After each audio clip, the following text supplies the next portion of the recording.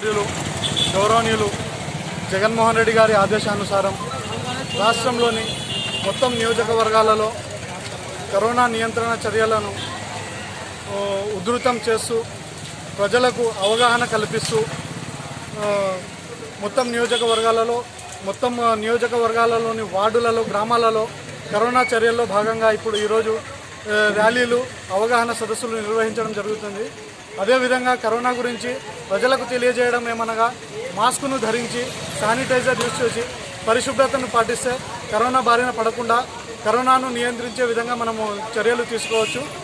ఇదే విధంగా మన 5వ వార్డు నంద్యాల 5వ వార్డులో కూడా కరోనా నియంత్రణ చర్యలు వార్డు అడ్మిన్ శివశంకర్ గారి ఆధ్వర్యంలో మరియు వార్డు సెక్రటరీస్ వాళ్ళందరి సహకారంతో ఈరోజు మన నడిగడ్డ 5వ వార్డు ప్రాంతంలో మనము కరోనా అవగాహన కొరకు ర్యాలీ నిర్వహించడం జరిగింది.